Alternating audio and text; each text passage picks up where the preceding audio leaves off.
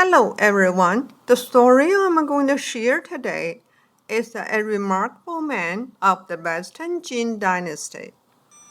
According to the records of Taiping Era, during the Jin Dynasty, there was a man named Xingling. He was a quiet boy and was often bullied. He never got angry when he was bullied, so people in the village thought he was stupid. Even his family thought he was born mentally retarded. They didn't treat him as a normal child and just treated him as an idiot. Thus, he was often asked to look after the rice fields. One day, when he was watching over the rice field, a few cows came to eat the rice seedlings. He didn't drop them away, but just watched the cow eat. At this time, his father came to the rice field and saw this scene.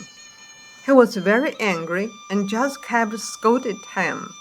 But he said, "All things grew between heaven and earth, and they should be allowed to get their own satisfaction.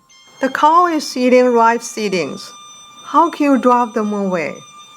Upon hearing this, his father became even angrier and asked him, "If you don't care, why did you prop up the fallen rice seedlings?" But Xingling said, "The rice plants are also lives. When we see that they are hurt, we should help them." Obviously, Xingling's words about following the way of heaven are not something that an ordinary person can say. In the eyes of cultivators, he is not an idiot, as everyone thinks, but a cultivator who is close to the way of heaven and acts like a human. At that time, the county chief ordered that large official boat be made. He asked everyone in the village to make a set of oars. Before Xingling was able to hand in his oars in, they were stolen. Soon afterwards, the thief developed heart disease. When Xingling asked him, "Did you steal my oars?" the thief would not answer. But his heart disease got worse.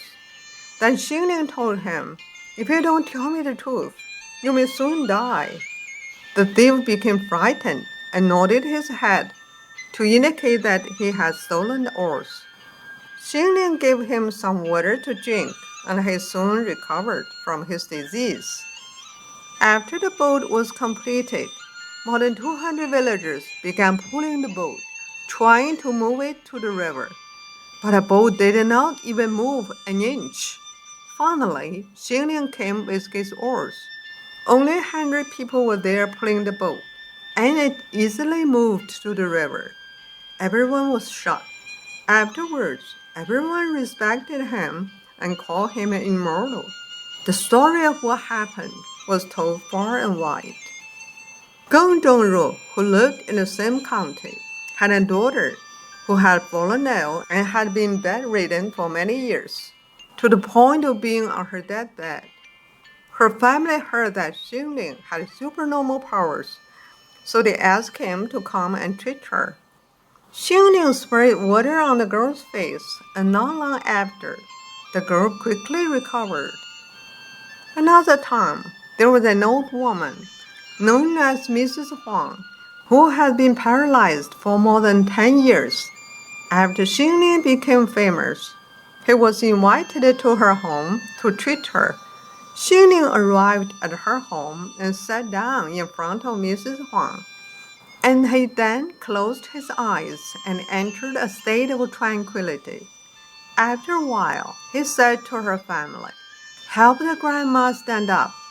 The family couldn't understand what was happening, so they didn't move.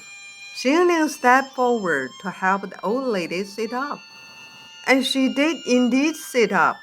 The family rushed forward to help her, but Xingling told them to let go. Then Mrs. Huang slowly stood up and instantly was able to walk on her own.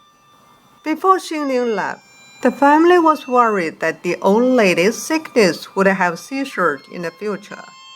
So Xingling left container water for her to drink every day. After each cup was taken, the container automatically refilled itself with fresh water. For more than 20 years, the water remained as clear as new, without a speck of dust or dirt. Since then, people from all over have come to seek Xingling's help, and he has rescued many people without ever asking for payment. Whenever he saw damaged plants in the mountains, he would strengthen them.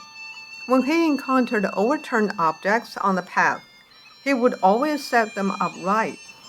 He had a gentle disposition and was polite to others, but he remained as silent and reserved as before, with somehow naive expression. However, people no longer regarded him as an idiot.